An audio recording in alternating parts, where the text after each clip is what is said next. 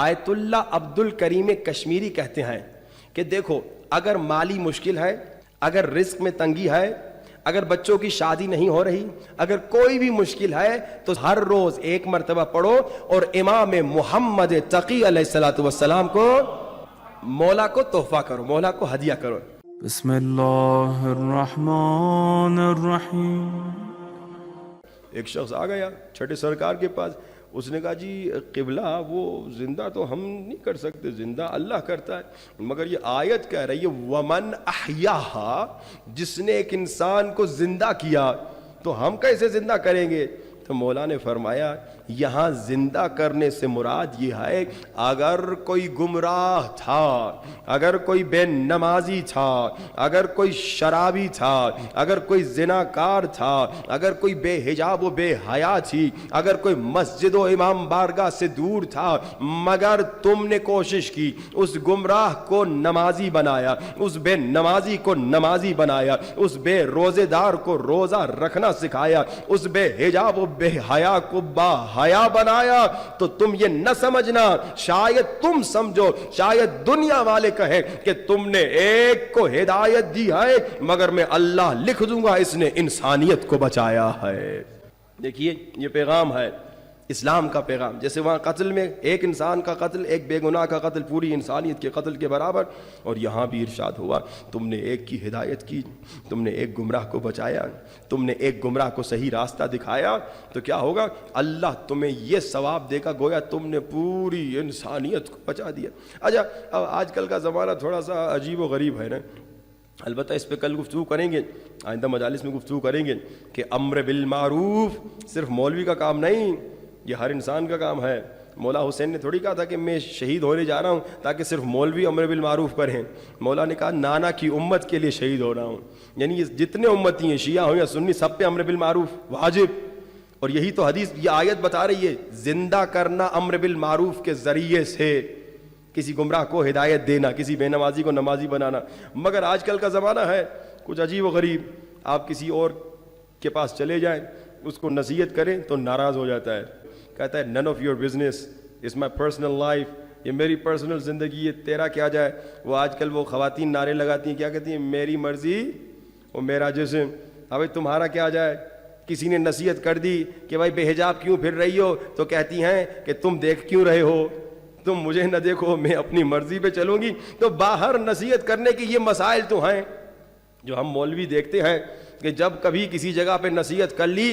کبھی ایک خرافات کے بارے میں ہم نے کوئی بیان دے دیا کہ بھائی یہ چیز خرافات ہے، یہ چیز غلط ہے، وہ ہزاروں کا مجمع جو کہتے تھے بڑے اچھے مولانا ہیں وہ پورے دشمن بن جاتے ہیں۔ یہ تو ہم فیس کر رہے ہیں کہ بھائی جہاں پر حق کی بات ہم کرتے ہیں تو بڑے بڑے ہمارے فین، بڑے بڑے عاشق وہ دشمن بن جاتے ہیں، کہتے ہیں کہ بھائی یہ مولوی صاحب دیکھو یہ بہت گندا ہے، کل تک بہت اچھا تھا لیکن اب جو امر بالمعروف کیا بہت گندا ہو گیا۔ تو یہ مسائل تو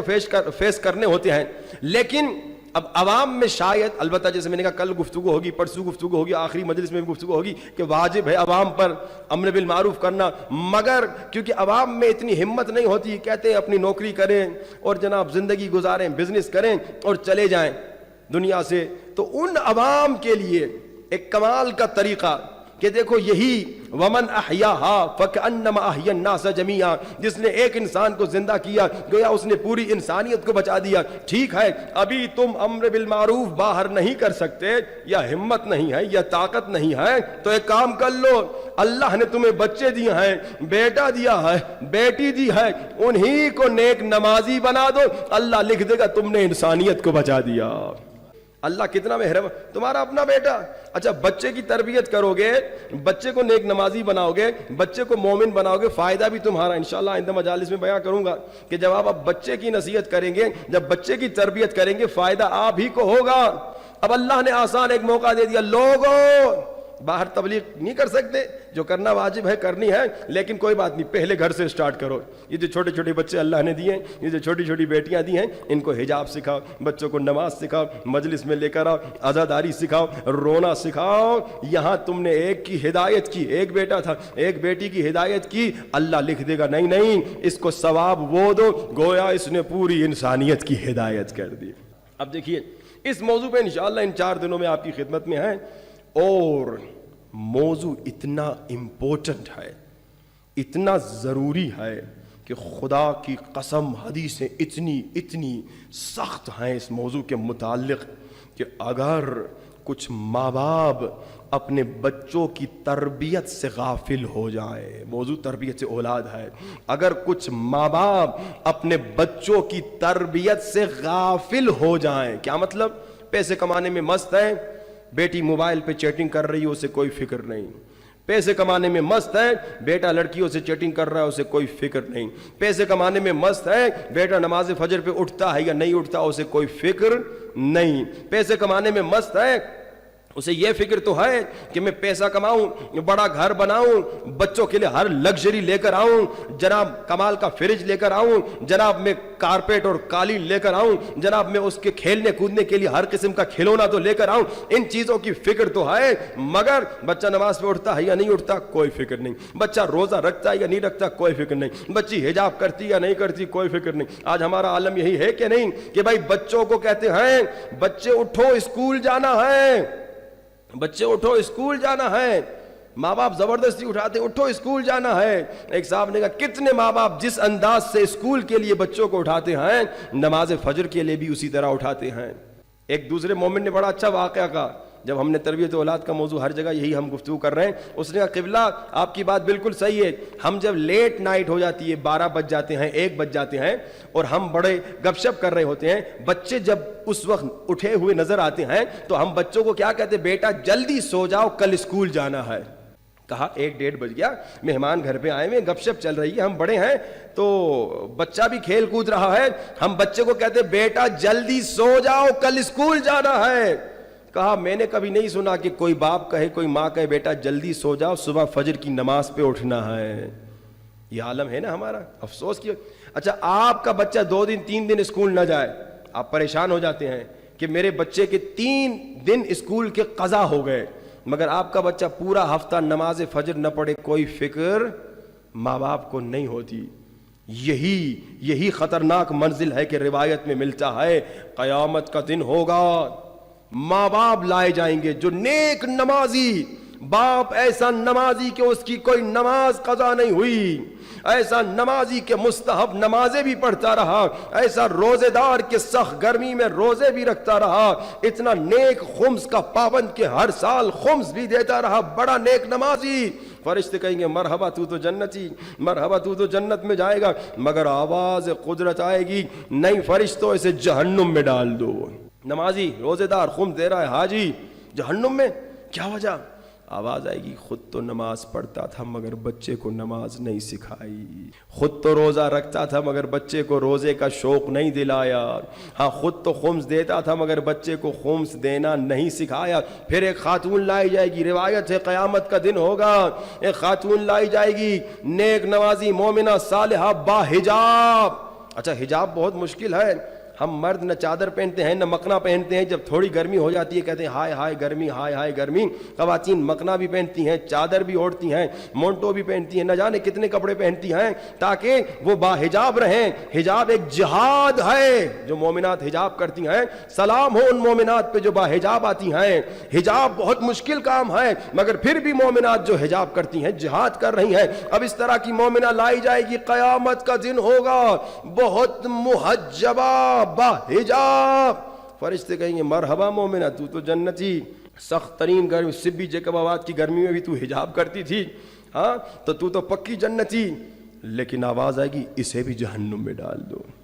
اس کی کیا خطا، اس کی کیا غلطی؟ آواز آئے گی یہ خود تو با حجاب تھی مگر بیٹی کو حجاب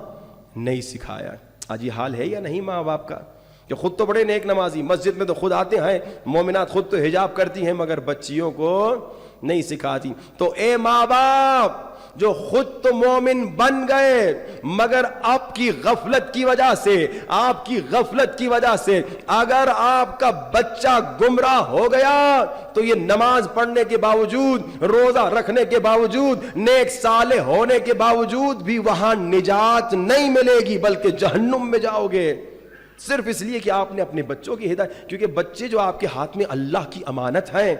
آپ نے اللہ کی امانت میں خیانت کی۔ دنیا تو سکھا رہے ہیں بیٹا اسکول میں نمبر 1 آنا، بیٹا کالج میں نمبر 1 آنا، بیٹا یونیورسٹی میں نمبر 1 آنا، بیٹا BA کرنا، بیٹا MA کرنا، بیٹا PhD کرنا، یہ سکھاتے ہیں کہ نہیں سکھاتے؟ بیٹی تم ہو تو لڑکی لیکن تمہیں خوب پڑھنا ہے، اچھی بات ہے، ہم علم کے مخالف نہیں ہیں، بیٹی تم نے خوب آگے جانا ہے، یونیورسٹی میں جانا ہے، لیکن اے باپ اے ماں جس بیٹے کو تم نے یہ بتایا کہ PhD تک کرو، کیا اس بیٹے کو غیرت بھی سکھائی؟ جس بیٹی کو تم نے کہا بیٹی BA بھی کرو، بیٹی MA بھی کرو، بیٹی PhD بھی کرو، بیٹی نوکری بھی کرو، ارے ماں ارے باپ کیا تم نے اس بیٹی کو حیائے فاطمہ بھی سکھائی؟ نہیں سکھائی، تبھی تو بے حیائی ہے، تبھی تو عالم اسلام میں بے حیائی ہے، تبھی تو پاکستان میں بے حیائی ہے، کیونکہ ماں باپ نے دنیا تو خوب سکھائی مگر ماں باپ نے دین نہیں سکھایا، اور اس کا نقصان خود ماں باپ کو ہوگا۔ جس ماں باپ نے اپنے بچے کی تربیت نہیں کی نا، جس ماں باپ نے اپنے بچے کو دین نہیں سکھایا نا، وہ اپنا نقصان خود دیکھتے ہیں اسی دنیا میں، اور جس ماں باپ نے تربیت اچھی کی۔ میں 2 واقعات سناؤں اور پھر آج کا نسخہ۔ ایک والدہ نے انہی دنوں میں جب ہم تربیت پہ گفتگو کر رہے تھے اس کا واقعہ، اس نے کہا کہ وہ 90 سال کی ہے بیچاری، پاکستان کا واقعہ ہے، امریکہ کا نہیں بتا رہا، کہا میں پھسل گئی، یہ میری ٹانگ جو ہے نکل گئی۔ 90 سال کا بوڑھا انسان جب اس کی ٹانگ ہڈی میں کوئی چوٹ آ جائے وہ بڑی مشکل سے بنتا ہے، کہا کہ میں نکل گئی ٹانگ، 15 دن سے بیڈ پہ لیٹی ہوئی تھی، میرے بچے اسی گھر میں رہتے تھے، 15 دن گزر گئے، مجھے بیڈ پہ لٹا دیا، میری پیٹھ پہ زخم ہو گیا، مگر میرے بچے مجھے ڈاکٹر کیا لے نہیں جا رہے تھے، ٹائم نہیں ہے اماں، بزی ہیں اماں۔ کیا آپ یہ چاہتے ہیں آپ کے بچے یہ کریں؟ رو کے کہہ رہی تھی میں نے ان کو پالا 9 مہینے پیٹ میں، 2 سال دودھ پلایا، بچپنے میں ان کی خدمت کی، ان کو پڑھایا، ان کو لکھایا۔ ہاں تم نے پڑھایا لکھایا اے بوڑھی اماں، مگر تم نے دین پہ کام نہیں کیا، تو 90 سال کی عمر میں تو بیڈ پہ تڑپ رہی ہے اور بچے تمہیں ہیلپ کرنے کو نہیں آ رہے، تمہیں ڈاکٹر کیا نہیں لے جا رہے۔ اور انہی دنوں میں جب ہم نے یہ واقعہ سنا ہے، ہم ایک اور شہر میں گئے تھے، وہاں پہ ایک باپ فخر سے کہنے لگا، اس نے کہا قبلہ میرا بیٹا آسٹریلیا میں رہتا ہے، اور کل میں نے فون پہ اس سے بات کی تو میری آواز کمزور سی لگ رہی تھی، تو بیٹے نے کہا بابا آپ بیمار سے لگ رہے ہیں۔ میں نے کہا بیٹا کڈنی میں تکلیف ہے، لگتا ہے پتھری سی ہو گئی ہے۔ اب یہ باپ فخر سے کہتا ہے، دیکھیے تربیت کا نتیجہ، اس باپ نے بیٹوں کی تربیت پہ بڑا کام کیا، بڑا خرچہ کیا، بڑی محنت کی۔ کہتا ہے بیٹا آسٹریلیا میں پاکستان میں۔ اس بوڑھی خاتون کا واقعہ سنا، بچے اسی گھر میں مگر بیٹے کو ماں کو ڈاکٹر کیا نہیں لے جا رہے، اور یہ باپ فخر سے کہتا ہے، دونوں حقیقی واقعات جو لوگوں نے خود آگے بتائے۔ یہ کہتا ہے میں نے بیٹے کو کہا بیٹا کڈنی میں لگتا ہے پتھری ہو گئی ہے،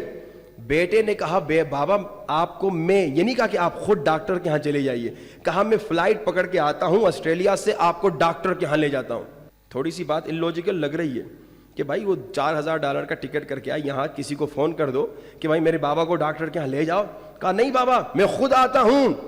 $2-4 ہزار کا ٹکٹ کر کے آتا ہوں تاکہ آپ کو ڈاکٹر کے ہاں لے جاؤں۔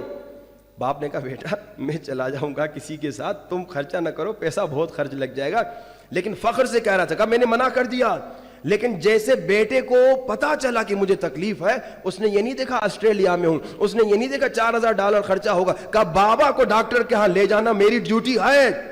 جب تربیت آپ بچوں کی کریں گے آپ کا بچہ ایسا نیک بنے گا اور تب آپ کو سکون ہوگا، لیکن جب آپ دنیا داری میں مست ہو جائیں گے نا، خدا کی قسم آپ کا حال یہی ہوگا جو اس بیچاری بوڑھی خاتون کا، 90 سال کی خاتون ہے اور جناب ٹانگ نکل گئی، 15 دن کے بعد بچوں نے کہا چلو اما اب ڈاکٹر کے ہاں چلتے ہیں۔ تربیت کا آپ کا فائدہ، جب آپ بچوں کی تربیت کریں گے آپ بینیفٹ دیکھیں گے، جب آپ بچوں کی تربیت نہیں کریں گے نقصان بھی آپ ہی دیکھیں گے۔ اس پہ انشاءاللہ تفصیلی گفتگو ہوگی۔ آج آپ کو ایک ہم ٹاسک دینا چاہتے ہیں اور ایک نسخہ دینا چاہتے ہیں۔ میرے خیال میں آپ کو پتہ ہے ہم جو بھی مومنین آتے ہیں ان کو کوئی نہ کوئی محنت کرواتے ہیں تاکہ محنت 2 طرفہ ہو، صرف ہم محنت نہ کریں، آپ بھی تھوڑی 4-5 دن محنت کریں۔ آج آپ کو ایک نسخہ دینا ہے، کمال کا نسخہ، اور اسی نسخے میں آپ کو ایک ٹاسک دینا ہے۔ وہ نسخہ کیا ہے؟ وہ نسخہ ہے سورہ یاسین کا۔ سورہ یاسین کے متعلق آیت اللہ عبد الکریم کشمیری کہتے ہیں کہ دیکھو اگر مالی مشکل ہے، اگر رزق میں تنگی ہے، اگر بچوں کی شادی نہیں ہو رہی، اگر کوئی بھی مشکل ہے تو سورہ یاسین کو ہر روز 1 مرتبہ پڑھو اور امام محمد تقی علیہ الصلوۃ والسلام کو مولا کو تحفہ کرو، مولا کو ہدیہ کرو۔ تو جس کو بھی مالی مشکل ہے، رزق میں تنگی ہے، بچوں کی شادی نہیں ہو رہی، یہ بہترین نسخہ ہے۔ آیت اللہ سید عبد الکریم کشمیری کہتے ہیں 40 دن پڑھو اور 8ویں سرکار کے بیٹے 9ویں سرکار کو تحفہ کرو، 40 دن کا نسخہ۔ پھر شیخ بہائی کا نسخہ، شیخ بہائی کہتے ہیں اگر رزق میں تنگی ہے دن میں 3 مرتبہ سورہ یاسین پڑھو، سمجھے فجر کے بعد، ظہر کے بعد، مغرب عشاء کے بعد، اور پڑھتے رہو جب تک مالی تمہاری مشکل ختم ہے۔ سورہ یاسین کے بڑے نسخے، صرف 2 نسخے سنا رہا ہوں، اور تیسرا نسخہ آپ کو سنا رہا ہوں جو آپ کا ٹاسک ہوگا، اور وہ کیا ہے؟ آیت اللہ مراشی نجفی کو کئی مرتبہ مولا امام زمانہ کی زیارت ہوئی، صلوات پڑھیں آواز بلند۔ ایک مرتبہ جب آیت اللہ مراشی نجفی کو مولا سرکار کی زیارت ہوئی تو مولا کہتے ہیں اے مراشی نجفی، ہمارے شیعوں کو پیغام دو کہ فجر کی نماز کے بعد سورہ یاسین پڑھا کریں، فجر کی، اور مولا نے یہ بتایا ظہر کے بعد کیا پڑھیں، عصر کے بعد کون سی سورہ پڑھیں، مغرب کے بعد کون سی، اور عشاء کے بعد کون سی۔ وہ انشاءاللہ میں کل اگر دیکھوں گا کہ آپ لوگ اس پہ عمل کر کے آئے ہیں تو پھر کل وہ نسخہ بھی بتاؤں گا، لیکن فی الحال جو آپ کا ٹاسک ہے، جتنے مومنین بیٹھے ہیں سوچ سمجھ کے آپ سے ایک وعدہ لینا ہے کہ انشاءاللہ اس ٹاسک پہ عمل کرنا ہے۔ کون سا؟ امام زمانہ کی خواہش۔ وہ پہلا نسخہ تھا 40 دن کا، وہ آپ کے فائدے کا، آپ کریں تو آپ کی مرضی۔ دوسرا نسخہ تھا رزق کے لیے شیخ بھائی کا، روزانہ 3 مرتبہ سورہ یاسین، وہ آپ کے فائدے کا، آپ پڑھیں تو آپ کی مرضی۔ لیکن یہ والا مولا فرماتے ہیں اے مراشی نجفی، ہمارے شیعوں کو کہو ہم چاہتے ہیں کہ ہر شیعہ نماز فجر کے بعد ایک بار سورہ یاسین پڑھیں۔ اچھا اس میں 7 سے 10 منٹ لگیں گے۔ اب جتنے مومنین بیٹھے ہیں جو وعدہ دیتے ہیں کہ کل سے 40 دن تک ہر روز نماز فجر کے بعد سورہ یاسین پڑھیں گے، وہ صلوات پڑھیں۔ اچھا صلوات والا وعدہ تھوڑا کمزور ہے، کیونکہ کل کوئی کہہ سکتا ہے قبلہ وہ صلوات ساتھ والے نے پڑھی تھی، میں نے تھوڑی پڑھی تھی، کیونکہ اب میں سب کے ہونٹوں کو تو نہیں دیکھ سکتا نا جب آپ صلوات پڑھ رہے ہیں۔ تو اب میں دوسرے انداز سے وعدہ لیتا ہوں کہ اچھا یاد رکھیے گا، مومن جب وعدہ کرتا ہے وعدہ خلافی نہیں کرتا، لا دین لمن لا عہد لہ، جو وعدہ خلاف ہے وہ بے دین ہے۔ تو اب مومن وعدہ خلافی نہیں کرتا، سوچ سمجھ کے وعدہ کیجئے گا۔ اگر وعدہ کیا تو 40 دن تک نماز فجر کے بعد سورہ یاسین پڑھنی پڑے گی۔ تو جو مومن وعدہ کر رہا ہے 40 دن تک نماز فجر کے بعد ایک مرتبہ سورہ یاسین پڑھے گا اور امام زمانہ کو ہدیہ کر کے آئے گا، وہ ہاتھ بلند کر کے وعدہ کرے، تاکہ مجھے اندازہ ہو۔ کل میں پوچھوں گا پھر جو مومنین آئیں گے، تقریباً 90% جو آج آئے ہوئے ہیں، لیکن جو آج آئے ہوئے 90% لوگوں نے ہاتھ اٹھایا۔ اب ان کو 40 دن تک انشاءاللہ اس پہ عمل کرنا ہے۔ اچھا اس میں ہاں، اب یہ انہوں نے بڑا اچھا سوال پوچھا، انہوں نے کہا ایک آدمی بیچارہ سورہ یاسین پڑھ نہیں سکتا تو اس کی ڈھیل بھی آج دے دیتے ہیں، وہ سن کے آ جائے، وہ نماز فجر کے بعد ایک مرتبہ سورہ یاسین سنے اور کہے مولا امام زمانہ آپ کی خواہش ہے کہ نماز فجر کے بعد سورہ یاسین پڑھو، میں پڑھ نہیں سکتا، آپ کی خاطر سن کے آ رہا ہوں اور آپ کو ہدیہ کرتا ہوں۔ تو جو پڑھ نہیں سکتا اس کے لیے ایک ڈھیل ہم دے رہے ہیں، امام نے تو خالی پڑھنے کا کہا تھا، تو آپ سن کے آ جائیں۔ مقصد کیا ہے؟ مقصد یہ ہے کہ 40 دن تک ہر روز صبح سویرے امام کی یاد میں ہوں، کہیں اے یوسف زہرا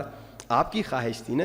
آپ نے کہا نا ہم بچوں کی خواہش پوری کرتے ہیں یعنی بیوی کی خواہش پوری کرتے ہیں، یعنی ماں باپ کی خواہش پوری کرتے ہیں، یعنی مولا ہم نے پوری زندگی اپنے بچوں، بیوی، ماں باپ، بھائیوں بہنوں کی خواہشیں پوری کی، مولا 40 دن آپ کی خواہش پوری کریں گے انشاءاللہ۔